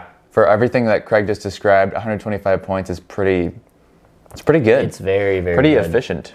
So I love Moloch. Love it. Next up, maybe our second D tier unit, if I had to just guess what Craig was going to do, is the Trigon. So this is not a Synapse creature. Did we forget somebody? No. Did we forget the Rippers? We forgot the Rippers. We gotta go back and do the Rippers quickly. I was looking at my notes. I'm like, we're not as far along. Rippers. Ripper Swarms. Just kidding. Not the Trigon yet. Hold on. Where are they? There he is. Hot garbage. Not much to say. They don't do anything. They're great if you spawn them. If they're free from the parasite. If they're free from the parasite, great. If you are just buying rippers, I don't think they're worth it. Yeah. They are, I mean, sure, they hit on 5s. They got 4 attacks, 4 wounds, toughness 3. Not OBSEC. Are you sure you can make them, you know, hiding? You can hide them well. They don't really do. They don't do anything. A lot, yeah. Yeah, it's unfortunate that they have fallen so far, but is the way with old cheap troop choices. True. Now back to the Trigon. I would say this thing is just significantly worse than its HQ Synapse counterparts. You know, they are very similar. They have great trade-offs where one is Synapse, one is not. One can take Invuln Save and various buffs, one can't. One can take World Trait Relics, the other can't. It's a fun little delivery piece. If you're using is it stratagem or is this this rule? It's a stratagem now. Yeah. So it's okay. I don't like them. Yes, they can chew up Marines. Whoop-de-doo, but what can't chew up Marines in the army? Everything in this army can chew through Space Marines at range or in melee. That's a really good point. So yeah. I typically stay away from the Trigon. It's a shame because they are really cool, and I hope they get better in some way in 10th edition. But right now, I don't. They just don't do a lot either. I just don't like them that much. Yeah. All right, so now we have Muclids and Spore Mines. This is easy. They will both go bada bink, bada boom, because you now have to pay for these things. Right. And there's no point in paying for these things I don't think there's any reason to buy these and then deep strike them in. Yes, they can come in turn 1 via deep strike, but what, you pay 50 points for a unit of 5 Spore Mines, and on average you do 5 mortal wounds? Yeah. Yay, 50 points for 5 mortal wounds? A lot of armies, if they see that, they're just going to throw some chaff into it, take the mortal wounds, and then they're done. Yeah. Maybe we'll talk more about Spore Mines when we get to the Biovore. Yeah. Let's probably save it till then. Muclid's the same thing. There's one thing to point out with the Euclid is that it is on a 40 millimeter base, meaning if you deep strike one of these turn 1 onto a objective, it is big enough so that if an enemy unit takes or tries to get onto that objective, it has to be in range of the Muclid Spore. So it has a little bit of use. It has a thing it can do. And you know what? I will put it right there because of that. But again, it's like 40 points or 35 points. Congratulations, Muclid. I don't think they're worth it. They're cool, but I just... Yeah. So that's them. Next up, we have the Exocrine, however you say it. These things are not core. Not core. Big Big artillery. Have just a giant, essentially, plasma gun that doesn't hurt themselves. Right, yeah. It's like an always overcharged, super mega duper plasma cannon. Pretty durable. I love them. They are, like you said, very durable. Yeah. And their gun is amazing. Yes. It's a little swingy because you can't get any core rerolls or anything like that. I've gone from... I played a practice game against World Leaders against Calvin, if he's watching this. He remembers. Hey, Calvin. I had 2 Exocrines. One of them shot a Mauler Fiend, killed it from full, just dropped it. The other one shot a unit of 5 Berserkers in the open, killed 2 of them. Huh. Very swingy because you don't get any rerolls. That is very strange. And they suck booty in melee. They have 3 attacks at strength 7, AP -1, damage 2. Sure, they hit on 3s if at full ballista or full bracket, but they just you're gonna kill what, a Space Marine with that? Yeah, maybe just save these for a Chronos list. And the blast weapon, or the weapon is blast. So once they get tagged in melee, they can't shoot it into melee. So they are big booty. I'm going to put them low. I'm going to put them at a high C tier. I would think so too. Maybe above a Tyrant. I'm going to put them above a Tyrant. because you can make them OBSEC, just sit on an objective, and then they're a threat. Athenian is unstoppable with guessing exactly what you're going to do. Athenian. It is so funny. Look at that. That's so funny. They're just having their own conversation. Cool. They are a massive target. They are. They're a massive target. Everyone sees it, and they're like, what does that gun do? And you tell them, they're like, oh my god, I gotta kill that. I'm gonna put everything into that right now. And yes, you can give them voracious ammunition to do more damage. You can give up a 4-bin to do more damage. But I just don't, I don't know. I've tried them a couple times, and they just don't do what I want them to do. Yeah. All right. Next we have Biovores. Before the Spore Mine nerf. Before Spore Mine nerf, they were up here S tier. in S and A tier. But now you have to pay for every Spore Mine you shoot from them. Only if you create the Spore Mine, yes. So they can still shoot. I'm going to put them at the absolute back of D tier. Well, they're going to be like all the way out here. So the reason they were good is because you could just create Spore Mines, and essentially it was a move blocking tactic. And now that you have to pay for them, the value just isn't really there. Oh no, not at all. Value is not there. I mean, if an average unit of 3 Biovores spawns 6-ish Spore Mines, that's 60 points you have to pay for. It's just not really worth it. You should put it into something else. And if you don't place your Spore Mines right, then your opponent just guns them down. Yeah.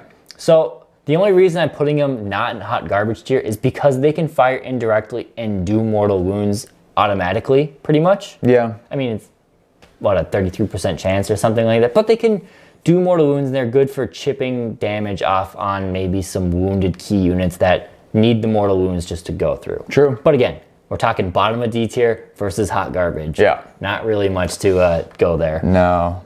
All right. Now we have the Carnifex. This is the basic Carnifex.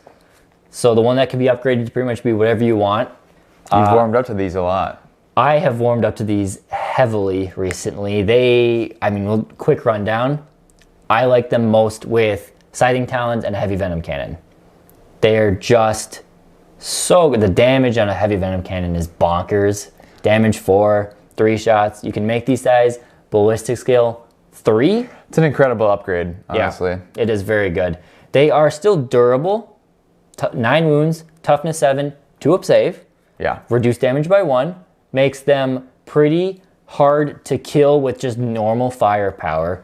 They are cheap, They really are cheap. 45 points for that loadout. -1 damage. Yep. 2-up save. And then, if you are, you're shooting them, whatever, you can make these guys OBSEC. Their OBSEC is 1 model, which isn't amazing. But if they're not killing, let's say they're up against some Marines or something, they're still 6 attacks at strength 6, AP -3, damage 3. They're very, very versatile. They're right so now. good.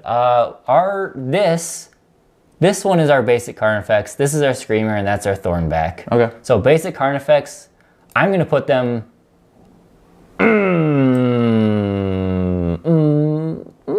I think S tier would be fine. Oh, it's tough. We might do a little reorganizing at the end. Okay. But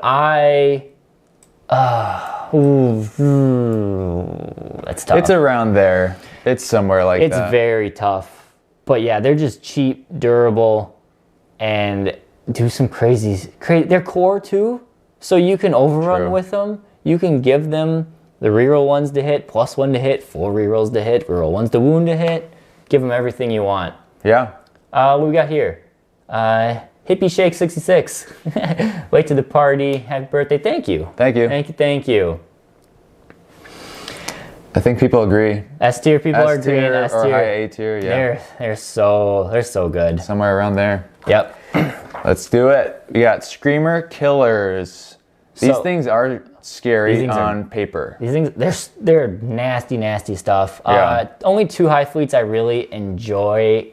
2 high fleets I enjoy taking them in. There's a 3rd one to make them gimmicky. Start the gimmicky one. Des Jormungandr, because for 1 CP you can deep strike 3 of these things 9 inches away from your opponent with their special strat. That is wild. That's pretty fun to just, you be your opponent. Here's 3 Screamer Killers. Yeah. Try and deal with them. They're all the same. Toughness 7, 9 wounds, 2 up save, reduce damage by 1. These things are faster. You always take Screamer Killers with Adrenal Glands, so we're talking an 11-inch move. Yeah. Strength 7. That's scary. I like these in Kraken and Behemoth. Kraken because you can give them the 8-inch move on top, get Onslaught onto them, and then you can, advance and charge. These things, send one of these up into your opponent's slingshot one line. every turn, yeah. Although I also see the need to put them into Behemoth because now they're strength 8.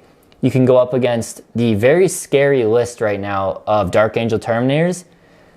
As long as you go up against the right one, because I think some of them can have -1 damage. There is it's either a relic or a character points upgrade. One of the units -1 damage. So you go against not that one, these things just start gutting Terminators. True. Because their AP is very good. Yeah. And they wound on 2s and everything. So I love them.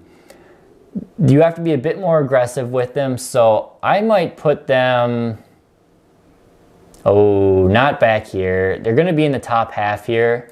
Maybe we'll put them right below here. Okay. I love Screamer Killer so much. Now on the other end of the coin is the Thornbacks. Are these shooting? Yeah, these are some weird shooty ones. So these are shooting Carnifexes that but they have to have melee. I'm not familiar with them, to be honest. They're not good. Yeah. I will save the... I'm not going to dive too much into them. They're slower than the standard Fex. Slower, shooty Carnifexes. They get extra AP on 6 to hit in melee, or in range. They can ignore cover at range, light cover, which is something. Yeah. They only have 4 attacks. The Siding Talents get them up to 6, so it's fine. I didn't mention the Screamer Killers get up to 11 attacks. And if you pay a strat, you can get them up to 14. And these have 4 attacks. These have 4. 2 attacks for the extra talent, so 6. They just... I don't understand the Thornback. I know they're trying... It's a separate model, so they're trying to do something with them to be different. I just think there's absolutely no reason to bring a Thornback. I'm going to put... they're not bad. Okay. But I'm going to put them in a low C tier. Sure. Because, again, in a smaller game or maybe not the most competitive game, they still do well. They're just not... They can do stuff. They're not special. Okay. So I'm going to put them right there. Yeah, that makes sense. We're getting what down we got here? to We're it. getting down to it. We have Hive Guard. Dang, we're getting down to it. The absolute boogeyman of the pre-9th edition Codex drop. 8th edition, yep. The 8th edition Codex in 9th edition. These guys were like gods among bugs, Always disgusting. And then the Codex came out, and they just were not the same. Read my message. All guns, no melee. Hear me out on Thornbacks. All gun Thornbacks. Yeah, I understand. I could see that. You could give them the full shooty platform of the Slimer Maggots or the Devourers. So that's the old 24 shot variant, which is fine. And they do. You can give them ballistic skill 3+. They're good. They're definitely good. I haven't really seen them, so I don't know. And you can't give them core reels. I'm still going to stick them where they are. Again, they fall under the average bubble. Their damage just doesn't hit super hard. They're okay. But yeah, I'm gonna leave them right there. Where were we? Hive Guard. Yes. The old boogeymen.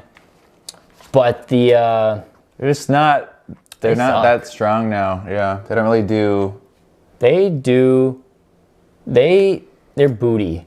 Against vehicles, I guess? You can make them okay. You can put them in Chronos and make them okay. Give them higher strength. Give them extra AP. Are they core? They're not core. They're not core, unfortunately.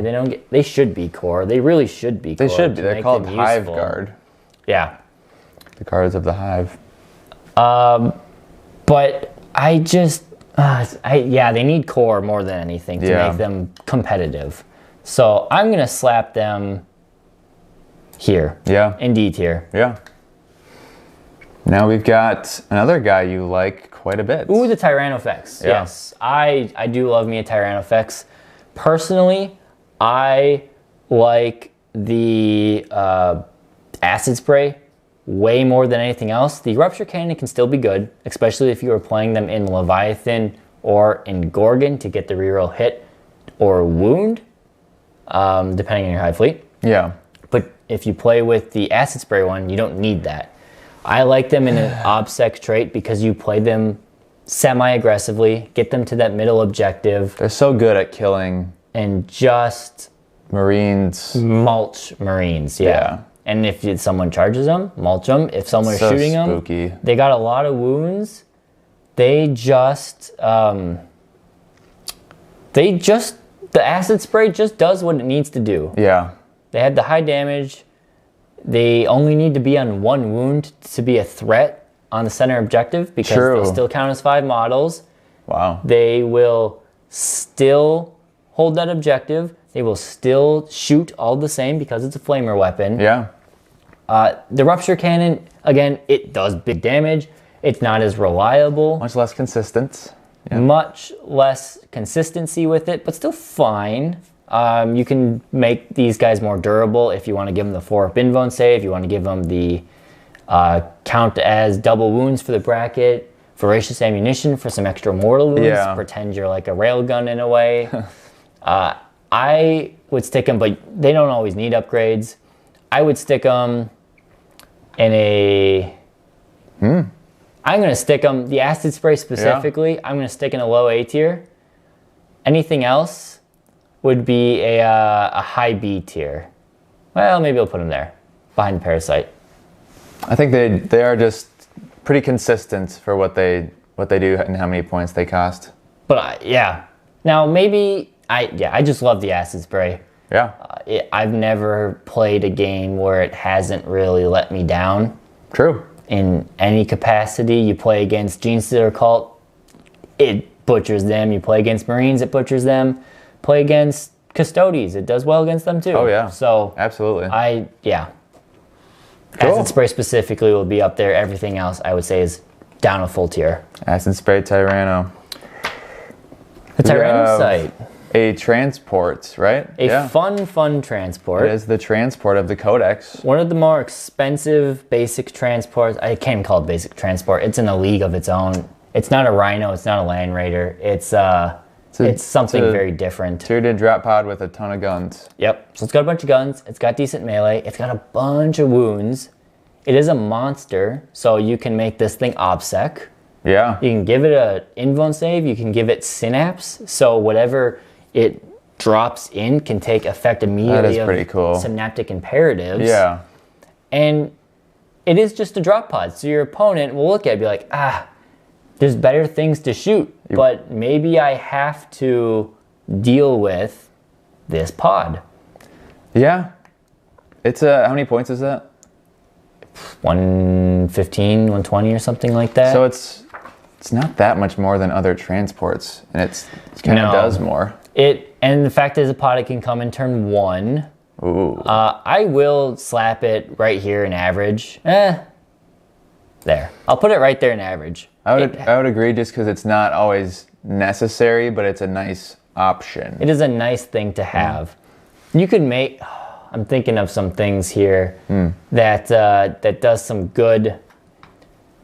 So you could take a pod, drop in a... Oh no, that doesn't work. I was thinking that was imperative. It's not. Never mind. There's stuff you can do. There's things you could do. So that's Tyrannocyte. Yeah. Hive Crone. Hive Crone is our anti-flyer flyer. It's kind of... flyers suck now. Most flyers suck. Its damage is also pretty specific to flyers. To flyers. Aircraft. I don't know. Yeah. I'm gonna put this in a low D tier. Yeah. It's very good at killing harpies. However, harpies are very, very good at killing this.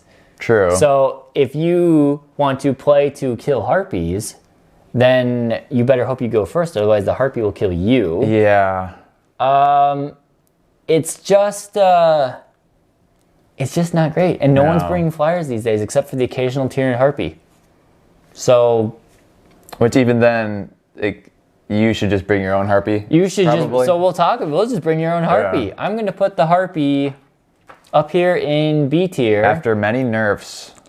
Oh my gosh, the amount of nerfs a harpy has had. I mean, it's... At least 3. You got to pay, what, 60 points for venom cannons or something now. The double venom cannons. The double venom cannons. It's insane. Yeah. You typically don't bring the double venom cannons. You bring the double stranglethorn cannons because this thing now you do, yeah. just clears out basic infantry, your chaff, your basic marines that are designed to hold objectives, your Hormigaunt squads if you're going up against Tyranids that are designed to just hold objectives. Everything else is just it's just so good. And yes, it has to fly on turn 2 now. Also, there's been at least like 4 nerfs to it then, if you count that, like the flyer. So yeah, it's flyer nerf. And then there's been, I think, at least 3 like points nerfs. So there's been 3 point nerfs and 2 flyer nerfs to it. Oh, they limited it to 2 flyers. And then they limited 2 flyers can only come in turn 2. Wow. They can't do their bombing run, but you don't want to do the bombing run anymore because you have to pay points for dropping spore mines. Right. If not, you can do mortal wounds, which is fine. Huh. But yeah, you fly these things on, get your angle where you want to, and just delete things. They're still pretty good after all that. Very, very good. What are people saying in chat? Harpies were a menace. They are. Dual strangles, yes, very fantastic for them. You can give them some nat comparatives and 4-up invones, make them stupid to deal with. Yeah, -1 to hit. Very good in Leviathan. What else? Is the Harpy worth the points for not being able to do anything other than shoot until turn 3? So it can shoot turn 2. Unless I'm mistaken, I'm pretty sure they can come in turn 2. Yeah. And do damage. And they can shoot the turn they come on. Yeah. So I think so. I think there's I wouldn't bring one in most cases, but there are still examples of a pair of those things doing well. Yeah. Akana Lotus, hello, hello. Hello. Thank you for joining. We're almost done here. It's the end of the codex. And we have Forge World. Yeah. So the last thing in the codex is the Sporocyst.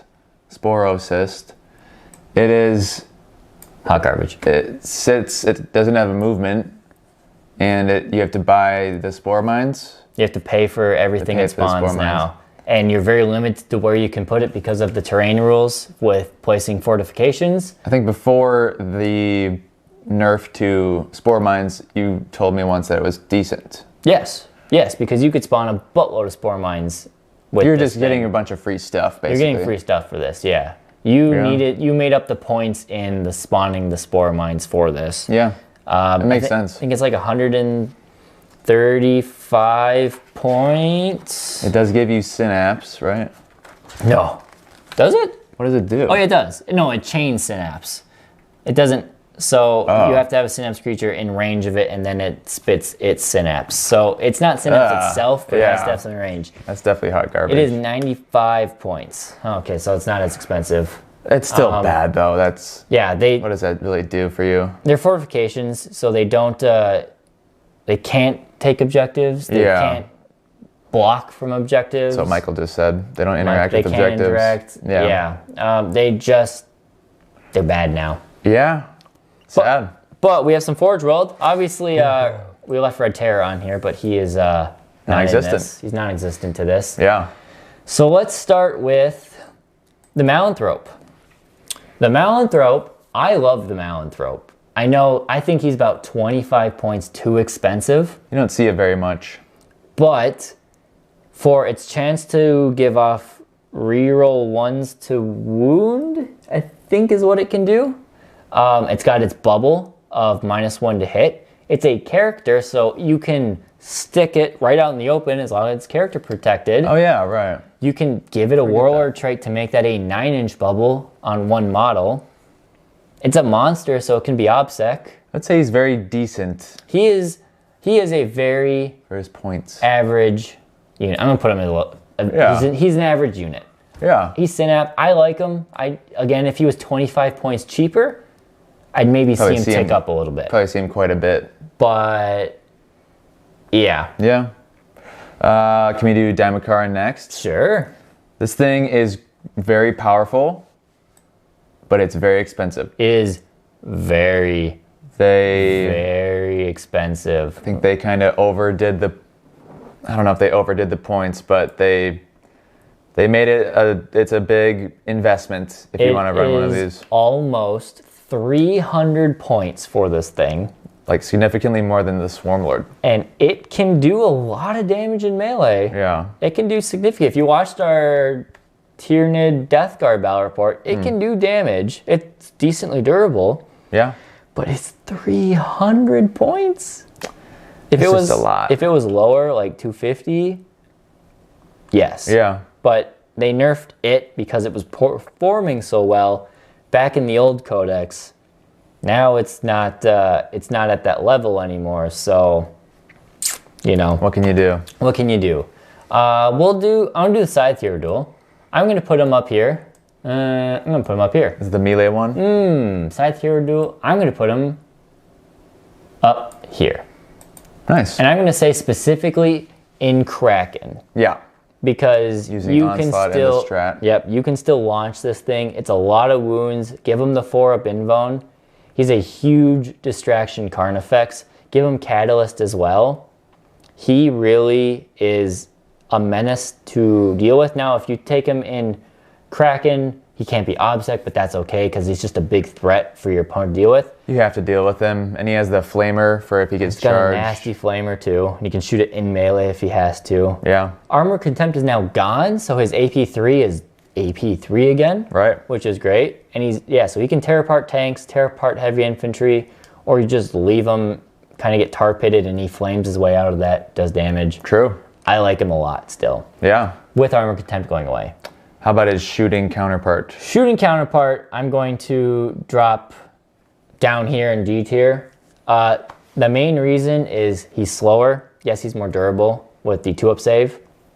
Oh yeah. But he's slower, he has less attacks in melee, and his shooting, while it's good, it's not good. It's not that much. It's 48-inch range. It is 12 shots at strength 8, only AP -2, and only 2 damage. The AP and the damage are what kind of sink it for me. So he's great at killing Marines, but again, what in this army isn't good at killing Marines? That's very true. Everything in this army can butcher Marines without thinking about it. Yeah. It's the tougher stuff. You go up against something that has reduced damage by 1, like a Dreadnought, this thing will take like 3 turns to kill it. Yeah. Now it can do it in melee, but and it's a heavy weapon. So you take penalties to shoot the thing in melee. If they were assault weapons, it would be a little bit better. True. If they were AP3, a little bit better. But the AP2 damage 2 just kind of sucks on the heavy weapon here. True. Big flyer. Harridan. The Harridan. I have no idea what this thing even does, to be honest. So it at one point was very good. Back when Encircle the Prey was powerful and Monster Overrun was powerful. It was very good. It has good shooting. It can carry gargoyles. But it now suffers from the flyer rules, meaning it can only come in turn 2. It can't really interact besides shooting.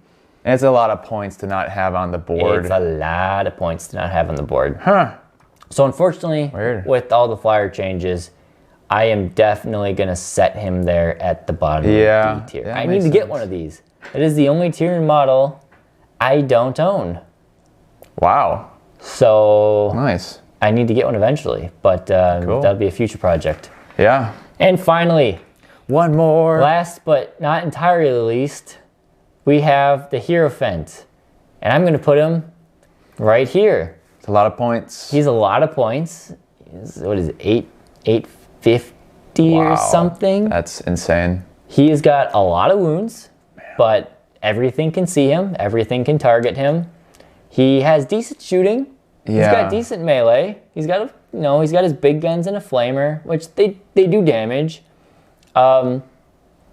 He just isn't that durable. Is he doing 800 points worth of damage in a game? Probably not. That's not anymore. There was a short period of time which he was. When you could play him in Crusher Stampede, I remember that. I was winning so many games with him when it happened, because you can make him hit on 2s. Yeah. You can make him damage 4 in shooting. And one thing he does have that some people forget is that he does have fly. Just because he's so big. Just because he's big. He's supposed to be walking over. So you can use that to your advantage in terrain and stuff. Basically. But his base is so big. He doesn't have a base technically. Technically, the Hierophant doesn't have a base. A lot of people give it to him because his legs are so flimsy. Yeah, weird. It's just a big clunky boy. I know a lot of you have been asking for the Hierophant to make it on the channel. We've got something in store. It's coming. It'll be another month or so, but before 9th edition ends, you will see the Hierophant. Yeah. Not the Harridan. By the way, yes, guys, the Red Terror is being left out. It's not our fault. He's just not in the game He just doesn't exist. And I left him in the tier ranking. Yeah. That'd be cool if they redid him. I'm sure they will eventually. Maybe eventually they'll bring him back. It might take 3 editions like it did with the Parasite. True. 4 editions. Well, is he in the 6th edition codex? 3 editions? He wasn't in 6th. Was he? I have it right here. No, we were playing. I have the 6th edition codex. He didn't have a model, right? No, he never had a model. Oh, he never had a model. Never ever did he have a model. Where is it? It's weird that they would release something and not Codex give it a model. Tyranids. The problem is the 6th and 7th edition codex. Red who? The Red Terror. You don't know about the Red Terror. He's a character Ravener. Oh, hey, found the Mountain Throat. Who does not exist anymore. Yeah, he was a special character for the Raveners. His whole gimmick, for those who don't know the Red Terror, is that he could trade in his attacks for a special attack, and he would have his 6 attacks. If at least 4 out of his 6 attacks hit the enemy unit, if that model had 4 or less wounds, he just ate it. No save. Oh yeah, right. No rolls, anything happened, he just hit you, he ate it. It was a different game back then. It was a very different game. Yeah. But he doesn't do that anymore. The Red... Oh, this has got to be... This is still bracket. This is an 8th edition codex. This is not... Too recent, my man. This is too recent. If I had to place the Red Terror, it would be... I don't know. Probably not that high. If we just assume his rules right now, he would be right with the Raveners, maybe a little bit higher. I'd say C tier, like average tier. Yeah, probably C tier. Yeah. Well, he's going in C tier. Sorry, y'all. He was in 5th. He was in 5th. Yeah, I've got 5th edition codex. That one for sure is right. Oh, someone's saying he has a model. Yeah, he's got. This is a model. This is the Red Terror model. Oh, he didn't have. They just got rid of his model. Oh, okay. The 5th edition codex, what I grew up on. Man. He hits, he eats. Look at this. Look at these pages. Oh, wow. Bam. The glory days right there. The glory days. These are... Oh, this book is like falling apart. It's taped together in places. It's over 10 years old. Oh, I love this book. The Doom of Malantai. Oh, everybody who's talking about Craig's favorite guy. Favorite? Wait. No, he's right there. He's out of focus because the camera's not... Wait, your camera's out of focus. There we go. Doom of Malantai. Red Terror is top S tier, S for snake. Doom of Malantai was one of my favorite models of all time. He didn't even have a model. He was just a zone throat that did a lot of damage. And I remember the damage, yeah. He could take on 1,000-point armies single-handedly. There was some stuff in 5th that it needed the change. Let's see if I can find his picture. Where is the man? The bug. Zoanthropes, Hive Guard, Biovores. Where is he? Was he a name? Oh, he's a name character. There he is. Just a big scary. Doom of Malantai. Nope, that's Death Leaper. Hard to see. I got to do everything mirrored. There he is. Yeah, backwards. There he is. He's a super mega neurothroat, basically. I don't think that's what the new released model, the big teased model is. But that is him. Yeah. Thank you guys for watching, by the way. Yeah. This is a long one, almost 2 hours. 2 hour stream almost. I mean, we can hang out for a little bit. If people have questions, we can just sit and chat. We're just we're celebrating our 2-year birthday of putting out our first real video on the channel. True. It's been a long time. We have to thank every single one of you, especially our members, that have helped us grow along the way to get us to almost 5,000 subscribers. Very soon it will be, yeah. It's thank you. It's crazy. It's crazy to think about. That we were just like, we were locked down during COVID. We can say that on YouTube now. Locked down during COVID, we're like, hey, what if we do this? We should just do a battle report now. Oh, man. I don't know if I have it in me, my man. Anyone have a battle matchup they want to do? We can do a face-off, one-on-one. A little face-off, huh? Keep needing to answer phones, questions, trying to watch. Yeah. I do have he's not Tyranid related, so maybe you guys won't appreciate him as much. They can see him. Vashtor. We got Vashtor here. We could do a Vashtor. I don't know what Vashtor is good at, what his level is, but I spent all weekend painting up Vashtor. I needed a break from painting Tyranids and Necrons, so I painted Vashtor, and I love him. The one spotted intent. Why do you think it is not the Doom? The main reason I think it's not the Doom Malantai is because that thing seems way too big to be the... It's got like this armored crown on its back, and it just is... it's just not what the Doom Malantai was. Doom Malantai was not that type of thing. He was just described as essentially a bigger, badder rogue zoanthrope. I don't think it's going to be. If it is, I'll eat a termagant. No. I just don't think it is. It is that one. I think it's probably something new, too, to like entice people to buy it, you know? Yeah, but... want to make some money on their new stuff. It's going to be cool. Yeah. What army do you think is the worst matchup for Tyranids? Ooh, that's a good one. Worst matchup for Tyranids? I really hate Sisters. Because if they take the 5-up deny on every unit, that really sucks that 2/3 of your powers are getting denied. I think we've always said this, but Grey Knights are good. Grey Knights are very good against Tyranids. Denying the Psychic is just, it's a huge deal. Denying the Psychic, good in melee against the big bugs, great in shooting against the little bugs. Tons of freaking Stormbolters. Another army that I am not looking forward to playing, or...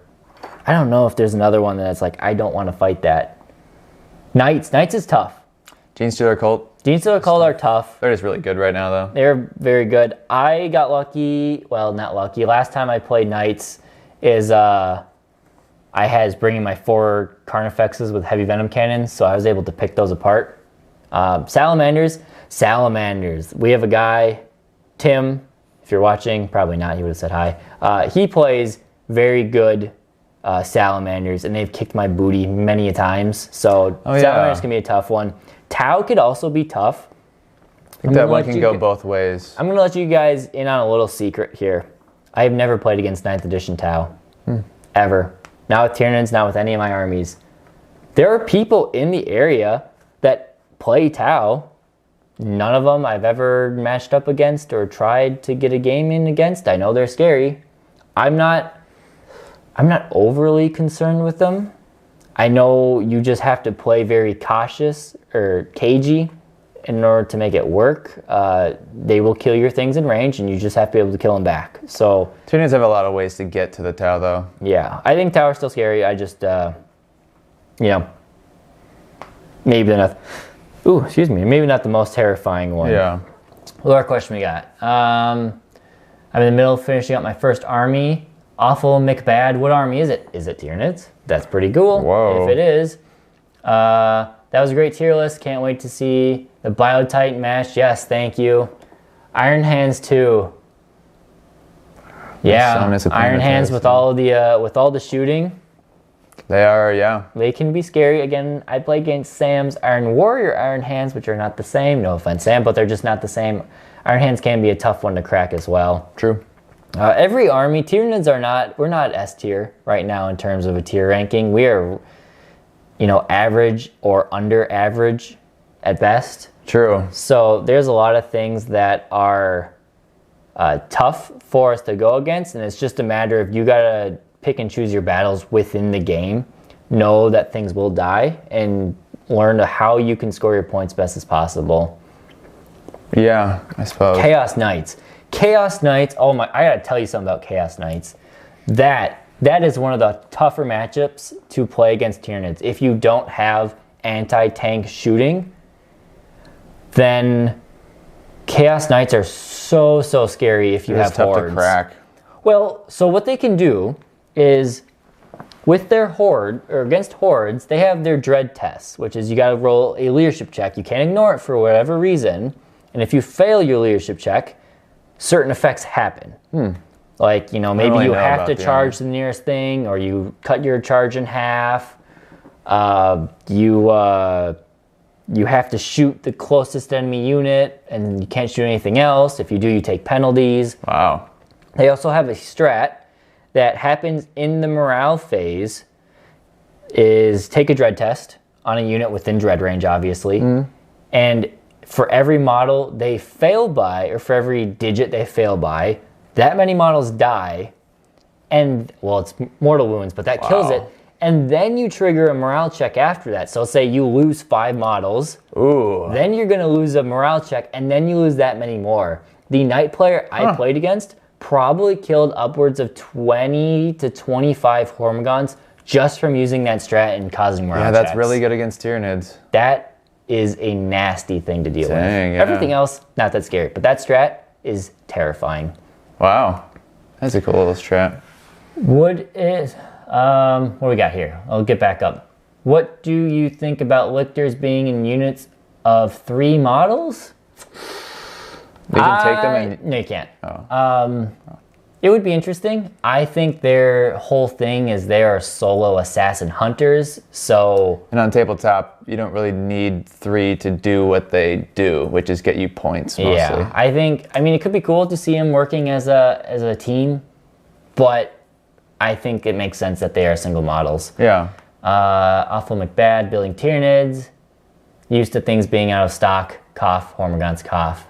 Oops. Yeah, Hormigons are, a lot of people want them right now because they're so good. Yeah. I say GSC as you probably already have GNCOs. GNCO, wait. Oh, good second army. Sorry, I missed your first comment. Yeah. What would be a good second army for someone who has Tyranids? I'm leaning towards Imperial Knights, Chaos Knights, or Tau. That's true. It depends on how you play your Tyranids. If you play your Tyranids very psychic heavy, maybe try something without psychic. If you play them very melee heavy, try something more shooty. If you play something with Horde, try Elite. Yeah. Just do something different with your second army. Yeah, just try, and don't do what I did, where I bought, I got AdMech as my second army because I thought they would be Elite versus my Horde Tyranids, and it turned out to be, no, they're just as much of a Horde army as the other ones. So just a shooty Horde. Yeah, just to look into the army, kind of see generally how they play, and I would just pick something that doesn't mimic your play style already. It's fun to change things up a little bit. Exactly. What would be advice for a first turn up to a tournament? Got my first one in June.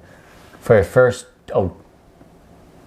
tournament coming up in June. What is you best advice for a first? I think you meant what is your best advice? To a what is your best advice for a first turn up to a tournament?